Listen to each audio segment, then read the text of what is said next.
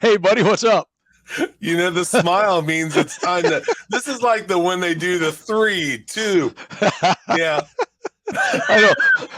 I just find it funny because every time we do this, you just make me laugh at your great big old smile. Good to Well, see you. here's the thing. I don't just smile when it's time to go. I mean, let everybody know I'm happy all the time. You are happy all the time, especially when we're together, No, virtually and or in that is person. absolutely true. Yes, you are. You're the happy man of New Bremen, Ohio. I try to be, brother. Yeah, I I like try it. to be. I like it. So we say this probably more than we should because it probably gets old, but I don't care.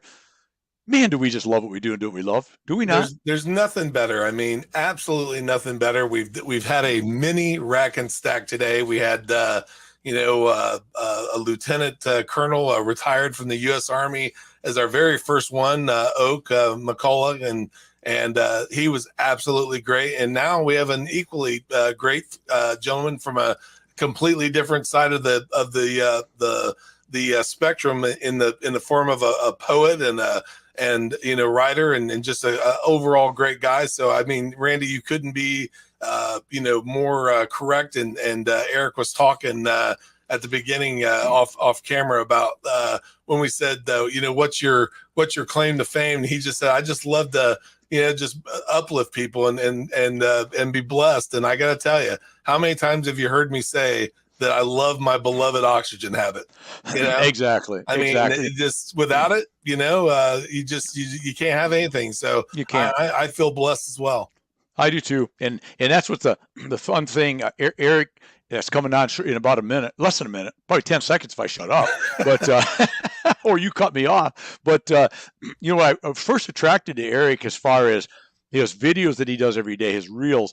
The guy is just positive and uplifting and got a great message, whether it's personal or spiritual or music or whatever it is. The guy's just living life the way it ought to be lived, right? And that's what Building Winds is all about. Because Building Winds is not just about the construction world that I come from.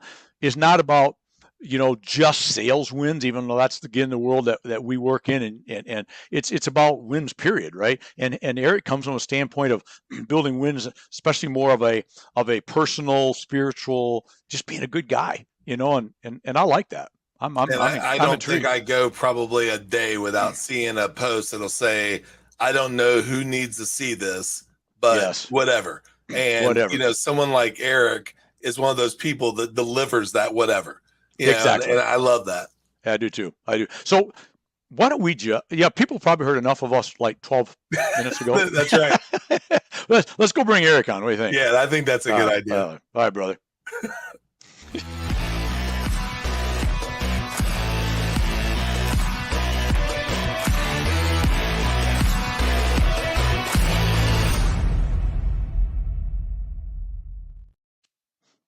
Boom, there he is. Eric B. What's up, brother? Hey, my man, how's everything, Randy? Man, I'm just excited to be here, man. I could have listened to you guys all day talk about anything except me. Well, I'll tell you what, we find ourselves could talk about ourselves forever. We all every once in a while, Eric, we forget to. Oh, we got our guest waiting. We should probably bring him on because we find ourselves quite amusing. Probably nobody else does, but we do.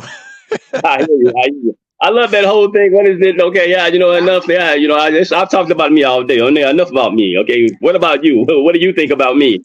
Yeah, what I think about you, I've already said what I think about you is not a day goes by and Wes hit it, that you're one of the most positive, uplifting messengers that I listen to or follow or watch on social media. And you mentioned when we were chatting off air that there's a lot of garbage, a lot of negative. And man, do I love every time yours pops on and I see you pop on, I'm hitting play and listening because it could be a message about anything. I don't care if Eric B's saying it. I'm listening to it. So, I mean, hats off to you, brother. I love it.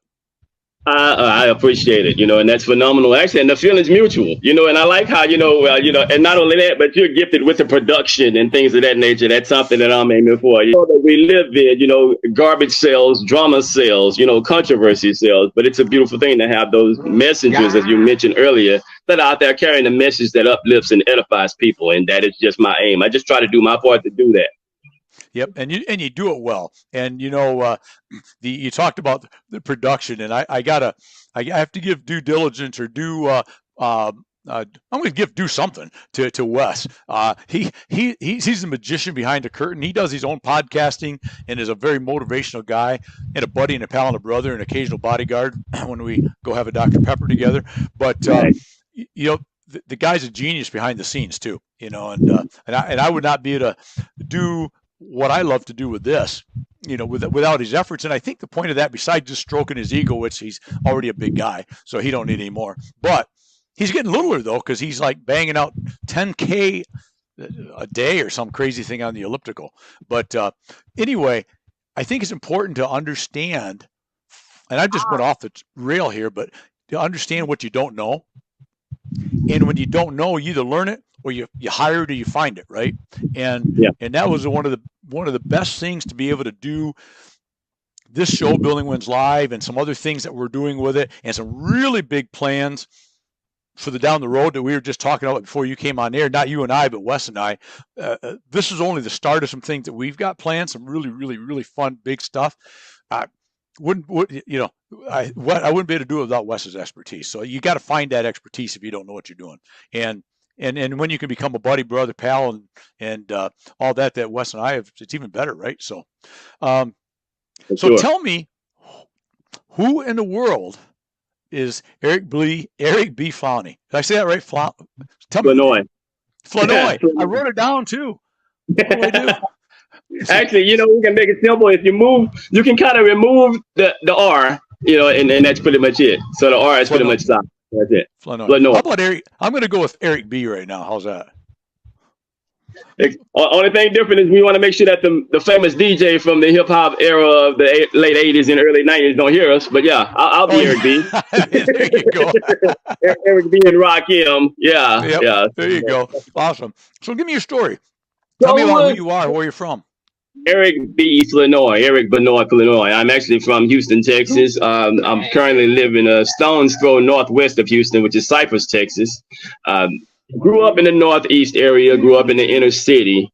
I am a child of, oh my goodness, well, we had 9 in the household, 10 in the household. I put it this way, pretty much my oldest brother was pretty much forced to move out of the house.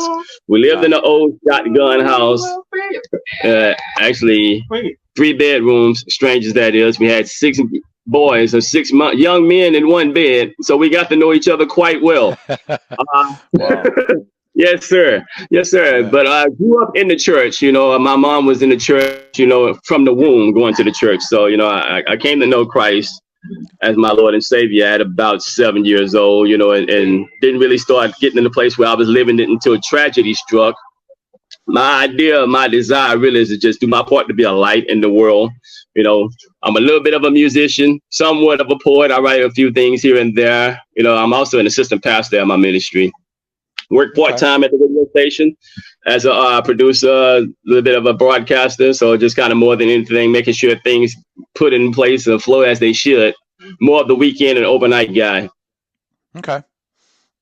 So you got a full life, full plate.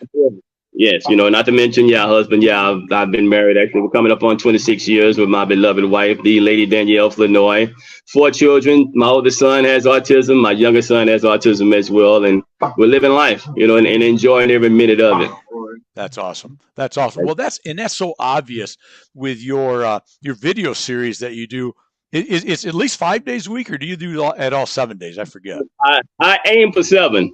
Sometimes we hit and miss, but the aim is 7. And the whole concept came from the idea of just encouraging people to take a nugget or take joy in every day that we have, and not just live for Friday, because some people don't make it to Friday. So right. The whole deal is that there's a reward, that there's some wisdom or something to be shared every day of the week, every day of the year. Love that. I love that. So give me an idea, because I know, because I watch you every single day, but you do like tell me a typical Monday. Is it Magnificent Monday? Is that what you go with? Miraculous. So Miraculous tell me. Monday. Okay, so what would a typical in a nutshell? What kind of message would we get on a Monday from Eric B? Well, Flournoy? the thing about Monday is, and I say that, because that is contrary to the mindset of a lot of people, and I read back a book called, what was it, 40 Days to the Work You Love by Dan Miller. I don't know whether you guys have heard of that book before or not, but he had a statistic in there that said something to the nature that the highest suicide rate is at late Sunday morning or early Monday morning, because people are so full of anxiety and so full of heartbreak and frustration about the current work that they're in, or current financial state that they're in, and they just don't enjoy Monday. So the idea of that is to counter that with Miraculous Monday. Let's see if we can pursue some miracles or find some things that are miraculous, or some things that God might be doing for us, in us, with us, or through us on that day, and let that set the tone for the rest of the week. See, I think that's brilliant, because so many, you struck on it earlier, so many people, and I'll say live, and they're really not living, but live for Friday, right? And you're forgetting all the rest of that week. And like you said, what if Friday doesn't come? Right. But even if Friday does come, you've just gave away, basically 80% of your week, of your work week, being miserable, waiting for this Friday. That if you're miserable through the whole week, you're not going to turn that switch on Friday either, right? Exactly. So you got to figure out that way. So I love it. So let's talk about Tuesday. Let's just go through the week. Tell me Tuesdays. Triumphant Tuesday. Triumphant Tuesday. What happens on Tuesday? You're looking for that victory, that thing that you've had that overcome, because Tuesdays during the week is kind of insignificant to so many people. It's another pushover day, because we're getting that much more closer to Friday. So we look for the victories of life. What is the thing that you can find joy in, excitement in, or the thing that makes you feel like you're an overcomer or an accomplisher, in life, doing something. What have you done on that day that makes you feel that you've triumphed? Love it. Love it. So find a triumph every Tuesday. You should do it every day, but maybe you'll train yourself to find that triumph every day, right? You're getting exactly what I'm aiming. Exactly. Yeah. Every day you can have all 7 of these, really, Exactly. So exactly. But we need that reminder from Eric B Flournoy to at least once a week we get this reminder that there's something to be triumphant about today. Let's think about it. Let's be happy about it. Let's be proud of it. Let's rock and roll into Wednesday, which is Wonderful Wednesday. And that's kind of a twofold thing. You can look at it from okay, what's wonderful about Wednesday, or what is that beautiful thing? Because actually, Wednesday, truth be told, has always kind of been, as an adult anyway, has been probably my favorite day of the week. If I had to pick a favorite day, that's the day when you start kind of getting your footing under you. Things start to kind of break down for you. You start to be able to kind of get rock solid. If you're struggling during the week, I know for me personally, if I've had a rough week, Monday and Tuesday, Wednesday is usually about the time that I start kind of getting things in a balance and getting prepared to be armed and feeling a little more stronger and encouraged. But you have that thing that where you're feeling wonderful, but you also have that thing that might make you wonder about something. So, it's a little food for thought, a little bit of something that's like, okay, you'll wonder how things are going for you, what's going to be in that place for you. And you'll wonder what life is like, what any given situation or any given subject might be like. So it's a little bit of a place where you're in food for thought, so to speak. And you know what I love about that, Eric, is you said not a word about, and Wes and I make fun of this a lot of times, but you didn't refer to it as hump day. This, it's almost over. Because and we post stuff about that, and it's really kind of a tongue in cheek, because I'm a believer in that if you start Wednesday morning, start of the day, as quote hump day, which means I'm going to start sliding into Friday, that's 60%. That's 60% of your week yet. And you're already starting that slide when you look at it that way. So I love the concept of, let's not look at it as hump day or the week's half over today, because when people look at it as half over, they're looking at half over the first thing Wednesday. You got the whole day yet. The whole day to do great things, or in your case, wonderful things, right? So I love that concept, that take on it. Exactly. For sure. So we want to go to Thursday?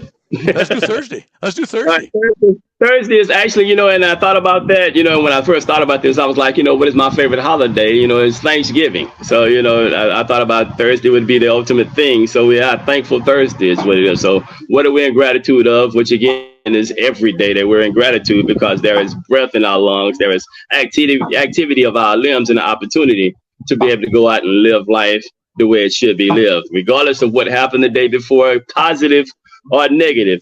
We should be grateful for that day, and there's still opportunity to be able to go and do something and make a mark for us for on that moment. That's the ultimate thing we should be grateful for, and that's the starting point. And you hit it with details from there, whatever the details may be, various things that I go through. What I do at the beginning of the week is I try to start off with one particular thing, and then I base every day on that thing. If you go back and you look, you'll see hashtags that I have there, like this week currently, what I'm doing here now is required. So what's required of us? So we're thankful on Thursday. Right. We're grateful, which we should be all the time, but at least we can remind ourselves. And then we roll into too many people's favorite day of the week. But what do we do on Friday? What do we talk about Friday? Friday is Faithful Friday. So Faithful Friday. So in light of all of what we shared Monday through, actually, well, up until that point, it's Sunday to Thursday. What are we going to do, and what are we giving back? Or what are we being consistent in light of those things that we've endured, or that we've dealt with, or that we've witnessed, or that we've been beneficiaries of Sunday through Thursday? This is our time to be able to give back, to be able to acknowledge the fact that we have those things and stay consistent and faithful and bearing those things that we have, that we've been given. Love it. That's awesome, because it's unfortunate if we don't take that time to be. I love that. Be thankful on Thursday, be faithful on Friday, and because they go hand in hand, right? And that takes us into the weekend. Are we going to do anything on Saturday, or do we just take a day off? Eric just can goof off on Saturday. We're selfless on Saturday. So we're taking our eyes off ourselves. We're taking our eyes off of our circumstances. It's not about us. This is our time to be able to give back, or to encourage someone else in whatever the endeavor may have been for them to be able to be faithful or be given, but we're looking outside, not inward. Love it. Love it. So then we go to, I'm sure, especially with your excellent Christian faithful background and being an assistant pastor, Sunday has got to be probably arguably. Sunday is where it starts off. That's sanctified Sunday. And what it means to be sanctified is we're setting it apart. It's a day specifically set for us to be able to prepare, for us to be able to get into retrospect. For a lot of us, that's the day that we sit back and we chart out the rest of our week. We have that time with family and friends and things of that nature. But whatever the thing is that I do, or whatever the idea or the subject matter that I have for the week, it usually starts at that time. And typically, when I'm at the radio station, I'm actually in the booth around about 2:30 a.m. I'll do a live, and I may get one or two people that kind of poke in every now and then on Facebook, and so I'll do that. It's usually when I start that at about that time, and I go for about a good 7 to 10 minutes, and it sets the tone for the whole week from there. But good stuff. Sanctified just means set apart, prepared for the master's use. Love it. Good stuff. So people need, and I mean this sincerely, Eric, people need to follow you. They need to pay attention to what you're talking about, because they're going to get that 1, 2, 3 minutes a day, whatever it is, of just good stuff that we think about and good stuff to carry us through the day. And I think you told me that we're going to do a little podcast. You're going to do a little podcast coming up here before long that's going to be sort of tailored around this whole 7 days a week of living life the right way, right? Yes, sir. That's it. It's called Seasoning for the Soul. And what I have is it's spelled actually, well, I'll type it in later on. I'll share it with you guys later on, but it's seasoning for the number 4. I know that number 4 has a purpose. The 4 is really about 4 elements of my life that I really enjoy. That's music, poetry, commentary, maybe biblical commentary, social commentary, and of course, what is the other thing? Music, poetry, commentary, and something else. Cooking. I wrote it down. Yeah, cooking. That's what it is. So the idea, is that, what I'm setting up is to have some that are established and some that may not be so, that are out there, chefs, poets, pastors, preachers, commentators, journalists, whomever may be, that may have a message, and just pulling in hand from hand. Hey, even you, my man, building wins. We want to get some wins in there as well. So, just really encouraging people and sharing life, love, all of those things, the stuff of life. Love that. So I got to ask you, cooking. What kind of food you like? What do you like to cook?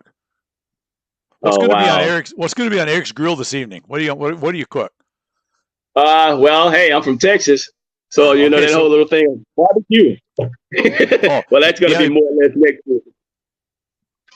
That's gonna be next week, the biggest thing, yeah, pretty much. But that's nice. That's nice. So yeah. you and so I got to ask this too because I'm interested. What kind of music do you play, or do you like just listen, or do you play too? Yeah, I'm a little bit of a guitar player. I say I'm the baddest guitar player that ever walked the planet. Now, that might be bad meaning bad, and it might be bad meaning good. It depends on who you ask. Well, in your opinion, is good, right? I mean, yeah. Yes, sir. I can play 8 chords and 2 scales. Cool. What kind? Well, hey, that's more than I can play. I bought my older son and I back when he's old now because I'm old, but when he was like maybe 19, 20, we both bought guitars off of TV. It was like Estevar or somebody that sold it. Pardon me? Esteban? Yeah, that's it. And so we got these lessons, and I got to admit, I'll admit when I fail. I failed miserably, and so did he. We have zero music ability, period. And I'm not even sure we're trainable. And I think everybody's trainable. That's how bad we were. But yeah, but that was interesting. So, what kind of music do you like? Oh, probably the question might be what I don't like. You know, because actually, when I grew up, the thing is, I grew up, and I guess that's the big benefit of having so many siblings. You know, because they all had several different musical tastes as well. You know, in my house, you might have heard P-Funk one minute, then the next minute you heard Peter Frampton, and then the next minute you heard Phyllis Hyman. You know, so it just kind of varies. As I've grown, you know, as far as my relationship with God goes, I've gotten more into contemporary Christian music, but I still listen to a lot of stuff. My biggest thing is probably from the 80s and the 90s. I love Van Halen. You know, when I first heard I think when I fell in love with the guitar, it was really the Isley Brothers, you know, and Ernie Isley, you know, Who's That Lady and Voice to Atlantis. It was those things that I got into, and I got a little bit more and found out that actually most of the stuff that came from Ernie Isley really was birthed by Jimi Hendrix. And I fell in love with Jimmy, I guess I was about in the 6th or 7th grade. And from there, Jimmy was the man, even to the point where I got the one tattoo that I have is a tattoo of Jimi Hendrix. And I still have it. You know, actually, what I thought I was going to do at one time was I debated on getting it removed, but I thought about it where I was at that time. You know, I'm like, I think I'm gonna go ahead and probably get it recolored. You know, darken it up and get it refreshed. I would show you, but I got a long sleeve shirt on, and it may take some time, and I don't think it's appropriate for me to take my shirt off. But it's on my shoulder. Okay, very cool. That's very cool. We're ready to rub shoulders together. I'll actually let you check it out then, or maybe when I someday at a later date, we'll check it out. Yeah, sounds good. I look forward to it. Well, anything, from the FM dial, from the beginning of it to the back of it, I probably listen to, or I am into jazz, hip hop, whole nine, all of that stuff, hard rock, you know. Yep. Yeah, well, I noticed you're pretty diverse with that because when I've posted, sometimes on Sunday afternoons, I'll be outside and I'll put on some music from the 70s. Usually, that's my growing up here. I was born in the 50s, late or mid. Ish, but you know, my early high school years was 70s. I really love 70s music, and it's like everything I put up, I played. Like the first one responded as you. Like you knew all these people, man. You were loving it as well. Yeah, like I say, you know, I don't know whether you want to turn this into a music thing, but we can talk music for the rest of the. Well, my element. Yes, music's good. I enjoy. I got for some reason I got into Dr. Hook the other day, and I forgot how much I liked him, or not really him because that's a band name, but I got into that and I forgot how much I love that music for some reason. But it's some good stuff. It's some good stuff, you know. And what I like to share with people about music, you know, and I get a little bit more into it because of the fact that when you think about it, the root word of music is muse. You know, and muse means to be absorbed in thought. But, you know, what I say with a lot of people, and this is why I'm not too much in today's music, most of the stuff that goes from, I'd say, the early 2000s back, you know, I'm okay with. But when you look on the other side of the early 2000s, a lot of that stuff got to the point where it didn't make a lot of sense. It had no element to it. Excuse me, that's my son grabbing everything over here. That's okay. All good.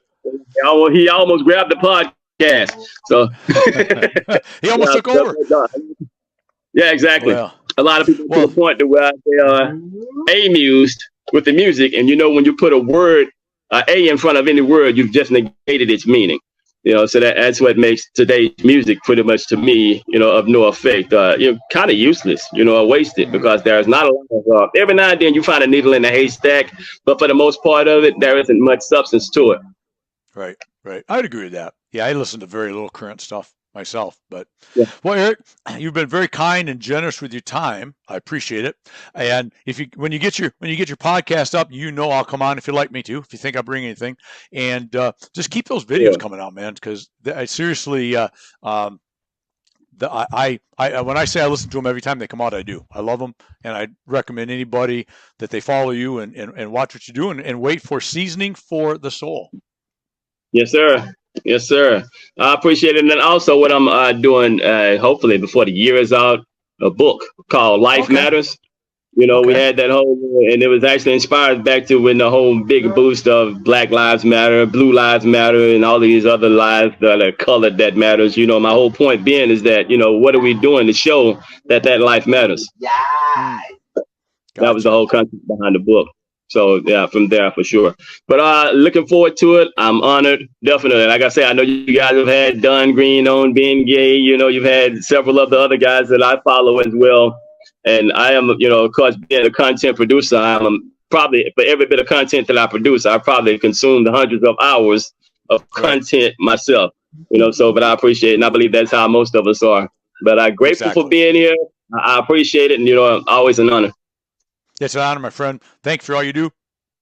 We'll talk to you soon, my friend. Cheers. Yes, sir. To you as well. God's blessing with all of you. Yeah, bless, brother. All right, Eric B. Man, the guy's an inspiring dude, man. That's all you gotta say. And seriously, when I say that, I wasn't saying that to make him feel good on when he was on air. I watch when this pops up. The first thing I automatically listen to it. It's good every single day of the week. So it's good stuff. Follow him. Look for his podcast, Seasoning for the Soul. Watch for his book when it comes out. We'll make sure to announce it because Eric is definitely a friend and a friend of the show and a personal, virtually. We've never met in person. We will someday. We'll make that happen. But great man of God, spiritual, faithful, family man, as you can tell, just an all-around great guy. So anyway, thank you, Eric, for being on. And that is just another example of why I love what I do what I love. You got to live it, love it, grasp every day, and own it. And hey, while you're at it, go make today your best day ever. Till tomorrow. Cheers, my friends.